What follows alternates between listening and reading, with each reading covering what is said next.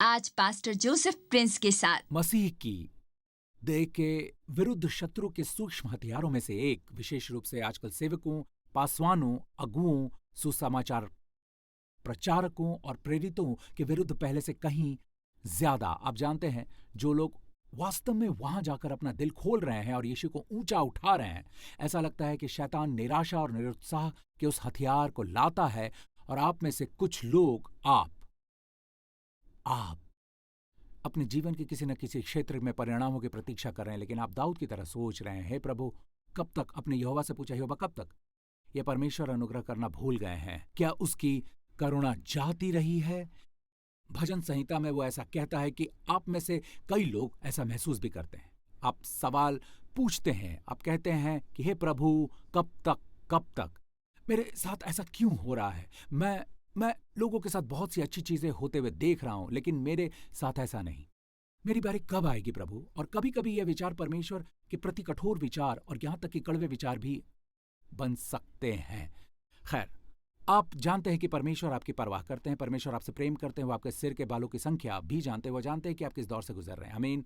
वो अपने सिंहासन से नहीं हटते, ठीक है, सिर्फ इसीलिए कि आपके पास ये विचार है कि वो आपसे प्यार करते हैं। मुझे विश्वास है कि उन्होंने मुझे एक वचन दिया जो आपको छुटकारा दिलाने वाला है, ये आपकी मदद करने वाला है। क्या मुझे अच्छा आमीन मिल सकता है? एक एलिया नामक एक व्यक्ति की कहानी को देखेंगे तो इस कहानी में हमारे पास एक इजराइल का राजा अहाब है और वो एक दुष्ट राजा था, ठीक है, लेकिन उसकी दुष्टता पाप पूर्ण के सुख प्रति उसकी लालसा से उत्पन्न होती है। उसे खाना बहुत पसंद था, उसे पीना पसंद था। वास्तव में उसे इस बात की परवाह नहीं थी कि इस समय लोग बाल की पूजा कर रहे हैं या नहीं, ठीक है, बल्कि उसे इस बात की भी परवाह नहीं थी कि वे बाल की आराधना कर रहे हैं या जब तक उनका पेट भर रहा है तब तक वो यहोवा की आराधना करते हैं, वरना नहीं करते। वो इस तरह का राजा था। हालांकि उसकी पत्नी इस अर्थ में निश्चित रूप से दुष्ट थी कि वो बाल की पूजा को बढ़ावा देने के लिए जोर लगा देती थी, जो बच्चों की बलि और सभी प्रकार की अनैतिकता की मांग करती है। और उसने प्रभु के कई सच्चे भविष्य वक्ताओं को खत्म कर दिया था और वो राजा अहाब की पत्नी थी, ठीक है। तो वो आपने इन दोनों को एक साथ रखा, आपके यहाँ अनैतिकता का विस्फोट हुआ और इजराइल के राज्य के में सभी प्रकार की गंदगी और अंधकार का राज हो गया। तो इस समय के दौरान और वे वर्षा के लिए बाल की पूजा करते थे, ठीक है। तो आप अकाल की प्रकृति को समझ सकते हैं कि किस प्रकार परमेश्वर ने बाल को निष्फल कर दिया। इस अंधेरे दृश्य में एक चमड़े का कमरबंद पहने लंबे बालों वाला एक व्यक्ति दिखाई देता है। उसका नाम एलिया और एलिया तिशबित था और वो इस व्यक्ति को उसकी सेवकाई के लिए काट मिल गया, ठीक है। उसके दांत निकले और वो काटता है। वो व्यक्ति गिलाद के निवासियों को काटता है। उसने अहाब से कहा, इजराइल के परमेश्वर यहोवा के जीवन की शपथ जिसके सम्मुख में खड़ा रहता हूं, मैं उसे प्रेम करता हूं, जिसके सम्मुख में खड़ा रहता हूं, वो राजाओं के सामने खड़े होने पर भी प्रभु की उपस्थिति के प्रति सचेत है। आमीन। उसने पहले ऐसा नहीं कहा, राजा मैं तुम्हारे सामने खड़ा होता हूं। उसने अहाब से कहा, इजराइल का परमेश्वर यहोवा जिसके सम्मुख में उपस्थित रहता हूं, उसके जीवन की शपथ इन वर्षों में मेरे बिना कहे न तो मेह बरसेगा और न ओस पड़ेगी। फिर ऐसा हुआ। तब यहोवा का यह वचन उसके पास पहुंचा कि यहां से चलकर पूरब की ओर मुख करके करीत नाम नाले में जो यर्दन के सामने है छिप जा। उसी नाले का पानी तू पिया कर और मैंने कौवों को आज्ञा दी है कि वे तुझे वहां खिलाएं। हमेशा एक ऐसी जगह होती है, एक ऐसी जगह जिसे परमेश्वर ने आपके लिए चुन रखी है। जब आप वहां जाएंगे तो वहां आपको प्रावधान मिलेंगे, यहां तक कि अलौकिक प्रावधान भी। क्या मुझे एक अच्छा आमीन मिलेगा? हो सकता है कि परमेश्वर आपको वहां जाने के लिए कहें, लेकिन आप चाहते हैं कि परमेश्वर इसे यहां पर करें और परमेश्वर आपसे कह सकते हैं वहां जाओ, तुम्हारा प्रावधान वहां पर है। इसलिए मैं आपको यह नहीं बता सकता कि आपका वहां कहां पर है। आपको परमेश्वर से पूछना होगा, आपका वहां कहां पर है, कहां पर है। कभी कभी आपके लिए परमेश्वर का वहां रहना है, क्योंकि वहां है, वो आपका वहां है, लेकिन वहां मैं आपको प्रदान करूंगा। और बाइबल आगे कहती है, और सवेरे और सांझ को कौवे उसके पास रोटी और मांस लाया करते थे और वह नाले का पानी पिया करता था। थोड़ी देर बाद ऐसा हुआ कि नाला सूख गया। परमेश्वर कुछ सुखा सकते हैं, उसका मतलब ये नहीं कि ये शैतान है, और इसका मतलब ये भी नहीं कि वो पहली जगह परमेश्वर की ओर से नहीं थी, क्योंकि परमेश्वर ने ही उसे वहां जाने के लिए कहा। लेकिन अब परमेश्वर के मन में उसके लिए कुछ और है, ठीक है। कुछ दिनों बाद उस देश में वर्षा न होने के कारण नाला सूख गया। अगला वचन, तब यहोवा का ये वचन उसके पास पहुंचा कि चलकर सदीम से सारपत नगर में जाकर वहीं रह। सुन, मैंने वहां की एक विधवा को तेरे खिलाने की आज्ञा दी है। अब एक नया वहां है, ठीक है। और इसके बाद जो हुआ वो ऐसा था, काल समाप्त होने का समय आ गया, परमेश्वर उसकी दया में। किंतु परमेश्वर ने एलिया से यह कहा, ठीक है, बहुत दिनों के बाद तीसरे वर्ष में यहोवा का यह वचन एलिया के पास पहुंचा कि जाकर अपने आप को अहाब को दिखा और मैं भूमि पर मेंह बरसा दूंगा। क्यों होना चाहिए, क्यों ऐसा होना चाहिए? मेरा मतलब है एलिया छिपा हुआ था। आमीन आमीन। और क्यों उसे खुद को अहाब को क्यों दिखाना चाहिए? ठीक है, प्रभु परमेश्वर जानते हैं कि जब वो बरसात भेजेंगे तो अगर परमेश्वर का दास वहां प्रकट नहीं होगा तो अहाब का सारा घराना सोचेगा कि बाल के नबियों की प्रार्थना से ऐसा हुआ, और हो सकता है कि वो ऐसा सोचे कि बाल उनकी प्रार्थना का उत्तर दे रहा है। अतः परमेश्वर के जन को प्रकट होना जरूरी है, और वो कहेगा मेरे शब्दों से ही अकाल पड़ा और मेरे शब्दों से ही वर्षा होगी। आमीन। और उन्हें पता चलेगा कि केवल एक ही परमेश्वर है जो प्रकृति को नियंत्रित करते हैं। क्या मुझे एक अच्छा आमीन मिल सकता है लोगों? ठीक है, ये अब्राहम, इसहाक और याकूब के परमेश्वर हैं। जाकर अपने आप को अहाब को दिखा और मैं भूमि पर मेंह बरसा दूंगा। और हुआ ये कि उन्होंने एक चुनौती दी और एलिया ने भी वही किया। एलिया कहता है जाओ अपने सारे नबियों को ले आओ, ठीक है, और इजराइल के लोगों को इकट्ठा करो और मुझे कर्मेल पर्वत पर मिलो और हम परमेश्वर को आग से जवाब देने के लिए कहेंगे। ठीक है, यदि यहोवा परमेश्वर है तो वो आग से जवाब देंगे। ठीक है, हे बाल के नबियों, तुम अपने देवताओं को पुकारना, तुम पहले जाकर अपने देवताओं को पुकारो। यदि तुम्हारा देवता परमेश्वर है तो वो आग से जवाब देगा। यदि वो ऐसा नहीं करता और जब मैं प्रार्थना करूंगा और मेरा परमेश्वर आग से जवाब देगा, तब यहोवा परमेश्वर ठहरेगा। इज़राइल, कब तक दो विचारों में लटके रहोगे? यदि यहोवा परमेश्वर हो तो उसके पीछे हो लो, और यदि बाल हो तो उसके पीछे हो लो। इसीलिए वे सुबह से ही घंटों तक बाल को पुकारते रहे, परंतु उन्हें कोई उत्तर नहीं मिला, कोई जवाब नहीं मिला। फिर दोपहर में लगभग 3 बजे बाइबल कहती है, शाम की प्रार्थना के समय, जिस समय यीशु की मृत्यु होगी, ठीक 3 बजे शाम की प्रार्थना के समय मंदिर में शाम को बलि चढ़ाने के लिए एलिया आगे बढ़ा और एलिया ने लोगों से कहा, अब मेरी बारी है। उसने एक वेदी बनाई और वेदी 12 पत्थरों से बनी थी जो इज़राइल के 12 गोत्रों का प्रतिनिधित्व करती है। एलिया ने यही किया। एलिया ने कहा कि मेरे पास आओ, ये मुझे पसंद है, ये मुझे अच्छा लगता है। उसने लोगों से कहा मेरे पास आओ, मेरे पास आओ।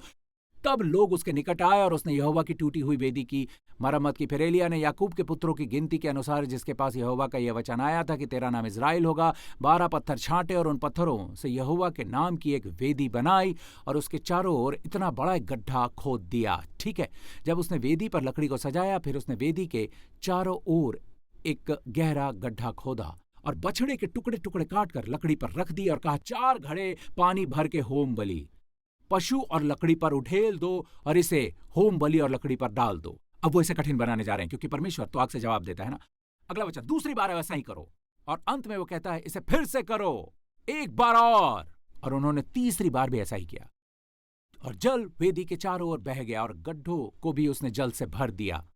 कल्पना कीजिए कि वो परमेश्वर के लिए इसे कठिन बनाने की कोशिश कर रहे और फिर उसने प्रार्थना की और प्रार्थना करने के तुरंत बाद उसने कहा, हे परमेश्वर मेरी सुन, जिससे लोग जान लें कि तू इज़राइल का परमेश्वर है। उसने अब्राहम, इसहाक और याकूब के परमेश्वर को पुकारा, तब आग आई।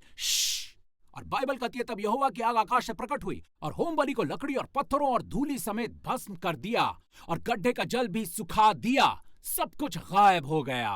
ये देखकर सब मुंह के बल गिरकर बोले, उठो, यहोवा ही परमेश्वर है, यहोवा ही परमेश्वर है, यहोवा ही परमेश्वर है, यहोवा ही परमेश्वर है। हिब्रू में यहोवा एलोहीम, यहोवा, वो एलोहीम या यहोवा है, वो एलोहीम है। सच्चे परमेश्वर के नाम की घोषणा की जाती है। एलिया कहता है, बाल के 450 नबियों को लेकर नीचे लाओ और उन्हें नाले किशोन के नाले के पास ले जाओ। वैसा जब आप इज़राइल जाते हैं, वहां माउंट कार्मेल के पास होते हैं, तो अपने गाइड को आप ये दिखाने के लिए कहें कि किशोन का नाला कहाँ है। आप वहां किशोन नदी का घुमावदार हिस्सा देख रहे हैं। यही वो जगह है जहां बाल के नबियों में 451 को वहां डाला गया और वे मारे गए। उनमें से हरेक को, एलिया ने उनमें से प्रत्येक को मार डाला। फिर एलिया ने अहाब से कहा, उठकर खा पी, क्योंकि भारी वर्षा उनमें से हरेक को की सनसनाहट सुन पड़ती है। हमेशा याद रखें, न्याय के बाद आशीर्वाद आता है। अब जानते हैं कि आज हम क्यों धन्य, क्योंकि एक न्याय हुआ है।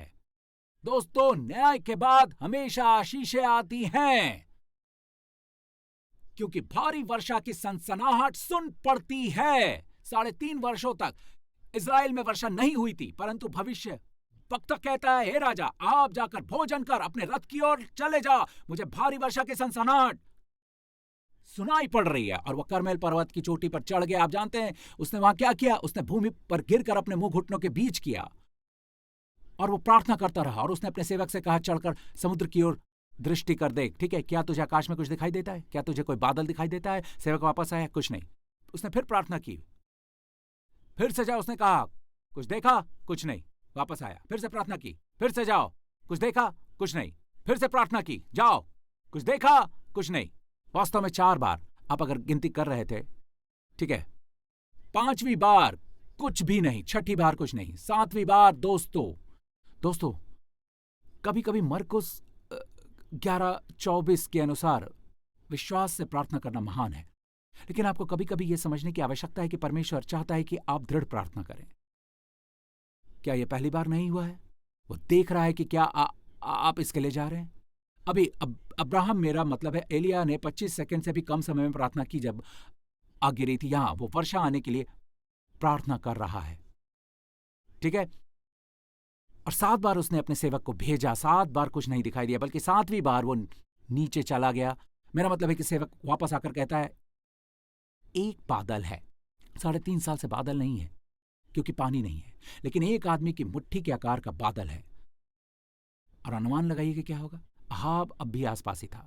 उसने अपने सेवक से कहा, जाओ अहाब के पास एक संदेश भेजो, समय बर्बाद मत करो, अपना रथ जुतवा कर नीचे जा, अब बरसात आ रही है और बादल काले हो गए हैं और भारी वर्षा होने लगी। और अहाब सवार होकर इजराइल को चला और वो अहाब के आगे आगे इजराइल तक दौड़ता चला गया। राजा घर पहुंचा और इजाबेल को वो सब बताया जो हुआ। इजाबेल कहती कि कैसे उसने बताया कि कैसे एलिया ने तलवार से सभी नबियों को मार डाला था। तब इजाबेल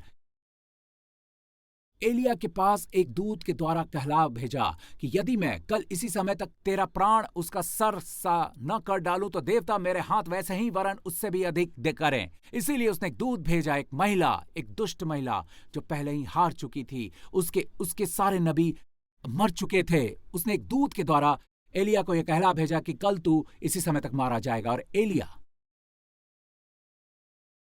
एलिया ने उसे देखा और कहा, ओ हाँ, भागो, अपनी जान बचाओ। अगला वचन हमें बताता है, ये देख एलिया उठा और अपना प्राण लेकर भागा। यही मेरा संदेश है। एक महान जीत के बाद, और मैं केवल उन विश्वासियों से बात कर रहा हूं जो तनावग्रस्त, निरुत्साह या परमेश्वर से निराश हैं। मैं उन लोगों से बात कर रहा हूं जो अगुए हैं, जो महसूस करते हैं कि आपकी सेवकाई आपके हाथ से चली गई है। आपके सर्वोत्तम साल आने वाले हैं। मैं आपसे बात कर रहा हूं दोस्तों, परमेश्वर की शक्ति को एक महान प्रदर्शन के बाद पूरा राष्ट्र हिल गया था। जाहिर है कि वो कुछ हुआ था। उसने उन सभी को कामिल के पहाड़ से भागते हुए देखा। वे चले गए। अहाब खाने पीने के लिए वापस चला गया। आप पाएंगे कि उसकी प्राथमिकता हमेशा खाना और पीना रहा है। वास्तव में उसे कोई परवाह नहीं थी कि परमेश्वर बाल है या यहोवा है। ऐसे लोग हैं इस अर्थ में पापी हैं जिन्हें परवाह नहीं रहती कि परमेश्वर मौजूद है या मौजूद नहीं है।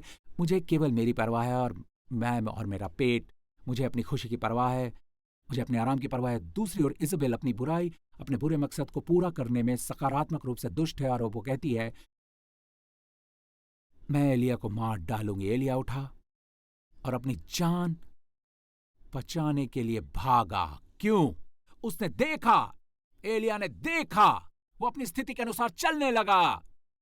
एलिया विश्वास का व्यक्ति, परमेश्वर का जन, वो व्यक्ति जो परमेश्वर की उपस्थिति में खड़ा रहता था, जो परमेश्वर से कह सकता था, मैं वही हूं जो आपके सामने खड़ा रहता हूं, जो अदृश्य है, अजय परमेश्वर के प्रति सचेत रहता है। ठीक। त्रासदी यह है कि हम भीड़ को बिखरते हुए देखते हैं तो हम निराश हो जाते हैं। हम देख रहे हैं कि हमारे अर्थव्यवस्था नीचे जा रही है तो हम निराश हो जाते हैं। हम दावों या किसी कर्ज के भुगतान के लिए एक कागज को देखते हैं और हम लोग निराश हो जाते हैं। हम दृश्य के जाल में फंस गए हैं। जो दिखाई देता है शैतान उसका उपयोग करता है। जैसे उस गांठ को देखो ये कैसे बढ़ती है, अपनी रिपोर्ट को देखो, देखो रिपोर्ट क्या कहती है, और ये सब दिखाई दे रहा है। हम अदृश्य परमेश्वर की दृष्टि खो देते हैं। एलिय्याह उस परमेश्वर को भूल गया जिसने उसे करीब तक पहुंचाया। वो उन कौवों को भूल गया जो उसे दिन में और शाम को खिलाते थे। वो उस स्त्री को भूल गया जिसे परमेश्वर ने उसे खिलाने की आज्ञा दी थी। और वो भोजन के उस बैरल को भूल गया जो कभी खराब नहीं होता था। और तेल के उस घड़े को भी भूल गया जिसका भरना कभी नहीं रुकता था। वो पुनरुत्थान के परमेश्वर को भूल गया जिसने लड़के की मृत्यु से जिलाया, यहां तक उसके माध्यम से भी वो उस परमेश्वर को भूल गया जो आग से और उसके बाद बरसात से जवाब देता है। क्यों? क्योंकि इस तरह हम में से कोई भी विश्वास से दूर हो सकता है। यहां तक कि हम सबसे बड़े विश्वास में चलते हैं, फिर भी आज की परिस्थिति में वापस जा सकते हैं। इसीलिए वो हतोत्साहित हो गया। वो बेशर्बे गया जो सबसे निचला भाग है, सबसे दक्षिणी भाग जो यहूदा का है। इसलिए वो उत्तर से नीचे चला गया और अपने सेवक को वहां छोड़ दिया। लेकिन वो खुद जंगल में एक दिन की यात्रा पर चला गया और आकर झाऊ के पेड़ के नीचे बैठ गया। किंग जेम्स में एक जूनिपर पेड़ के नीचे, इजराइल में झाऊ का पेड़ ऐसा होता है, वो बहुत लंबा पेड़ नहीं होता, वो एक छोटा पेड़ होता है जो छतरी की तरफ फैलता है। वहां नीचे छाया है, इसीलिए वो झाऊ के पेड़ के नीचे गया, झाऊ के पेड़ के पास बैठ गया और उसने प्रार्थना की कि वो मर जाए और कहा, ये बहुत हो गया, अब हे यहोवा मेरे प्राण ले ले, क्योंकि मैं अपने पुरखों से अच्छा नहीं हूं। अब मुझे यह आभास हुआ, लेकिन जब आप निराश होते हैं, जब आप उदास होते हैं, जब आप सवाल पूछ रहे होते हैं, यहां तक कि परमेश्वर से भी सवाल पूछ रहे होते हैं, वो परमेश्वर अकेला छोड़ देते हैं। इसका हल निकालो, इसे कार्यान्वित करो बेटी, क्योंकि तुम मुझ पर संदेह कर रहे हो। कितनों के पास यह धारणा है? मेरा मतलब किसी तरह मुझे यह आभास हुआ कि परमेश्वर वास्तव में बहुत अधिक समय नहीं बिताते और उन लोगों के आसपास नहीं रहते जो निराश हैं, जो लोग उदास हैं। मेरा मतलब है वास्तव में वे आनंद नहीं लेते। मेरा मतलब है आप सभी जानते हैं कि हम सभी को नहीं छोड़ेंगे, हाँ, पर आप सभी जानते हैं, लेकिन आप जानते हैं कि आप परमेश्वर की तरह महसूस करते हैं। मैं आपको ये बताता हूँ, मैं आपको ये घोषणा करता हूँ, आइए पढ़ते हैं। फिर जब वो झाऊ के पेड़ के नीचे लेटा और सो गया तो अचानक एक स्वर्गदूत ने उसे छुआ और उससे कहा, उठकर खा। जब भी आप इस शब्द को पाते हैं, स्वर्गदूत, एक वचन, ये स्वर्गदूत प्रभु पुराने नियम में मिलता है, तो यह हमेशा मसीह के पूर्व देह धारण प्रकटन को संदर्भित करता है। एलिय्याह के समय के यहोवा सुसमाचार के दिनों के यीशु हैं। ये वही यीशु हैं। वो प्रकट हुए और उसे छुआ और कहा, उठो और खाओ, और फिर जग गया। उसने दृष्टि करके क्या देखा कि मेरे सिरहाने पत्थरों पर पकी हुई एक रोटी है और एक सुराही पानी रखा है। तब उसने खाया और पिया और फिर लेट गया। वो बहुत थका हुआ होगा। फिर बाइबल हमें बताती है, दूसरी बार यहोवा का दूत आया और उसने उसे छूकर कहा, उठकर खा, क्योंकि तुझे बहुत भारी यात्रा करनी है। आप में से कई लोग जानते हैं, परमेश्वर जानता है कि जब आप अपने सामने यात्रा को देखते हैं तो आपके सामने जो प्रतिबद्धता है, उस समय सीमा तक आपको जो भुगतान करना होता है, जो जो जो जो जो जो जो चीज़ें आपके आगे हैं, जो आप देखते हैं, वो आपके सामने बहुत उत्साहजनक नहीं है। और आप केवल इतना कह सकते हैं कि ये बहुत बढ़िया है, ये यात्रा बहुत बढ़िया है, और परमेश्वर इसे जानते हैं। परमेश्वर कहते हैं कि तुम्हारे लिए यात्रा बहुत अच्छी है। आमीन। करित से सारपत, सारपत से कामेल, कामेल से होरेब। अब ये यात्रा बहुत बढ़िया है, लेकिन मैं तुम्हें यात्रा के लिए भोजन दे रहा हूं।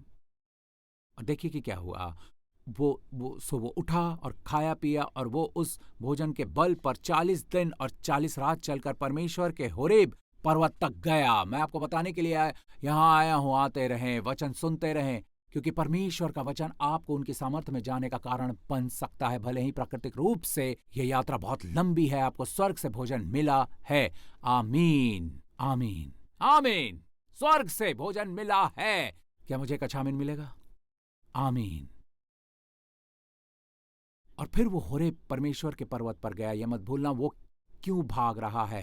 क्या परमेश्वर उसे परमेश्वर के पर्वत पर जाने के लिए प्रेरित कर रहे थे? होरेब वैसे माउंट सीने का दूसरा नाम है। वो सीने पर्वत पर वापस जा रहे थे। परमेश्वर ने उसकी अगुवाई नहीं की थी। परमेश्वर ने उसे व्यवस्था के पर्वत पर वापस जाने के लिए नहीं कहा था। परमेश्वर ने उसे वापस जाने के लिए नहीं कहा। पूरे समय वो प्रभु की अगुवाई में था। वो क्यों जा रहा था? वो क्यों भाग रहे थे? अपना जीवन बचाने के लिए। उन्हें किसने निर्देश दिया था? एक स्त्री ने, एक क्रोधित स्त्री ने। वो नहीं कह सकता। अब जिस परमेश्वर के सामने मैं खड़ा हूं, वो कह सकता है कि वो स्त्री जिसके सामने से मैं भागता हूं। इसीलिए वो सीने पर्वत पर आया, और मैं इसके साथ समाप्त करने जा रहा हूं। वहां एक गुफा में गया और उस स्थान पर रात बिताई। और देखो, यहोवा का वचन उसके पास पहुंचा और उसने उससे पूछा, ए एलिय्याह, तू यहां क्या कर रहा है? अब यहां उसके लिए एक छोटा सा रहस्य उद्घाटन है। परमेश्वर पूछते हैं कि आप यहां क्या कर रहे हैं? परमेश्वर भी वहां है। परमेश्वर हमें कभी नहीं छोड़ेंगे और ना ही त्यागेंगे। कलीसियों में जाओ, वहां हमें कभी नहीं छोड़ेंगे। भले ही आपने जो यात्रा की थी वो आपकी यात्रा अपनी थी, लेकिन आप किसी स्त्री से नाराज होकर भाग गए। आप अदृश्य परमेश्वर के बजाय दृश्य के अनुसार चलते रहे। वो आपको नहीं त्यागेंगे, वो आपके साथ जाएंगे, वो आपके साथ जाएंगे। मैंने आपको बताया, मुझे लग रहा था कि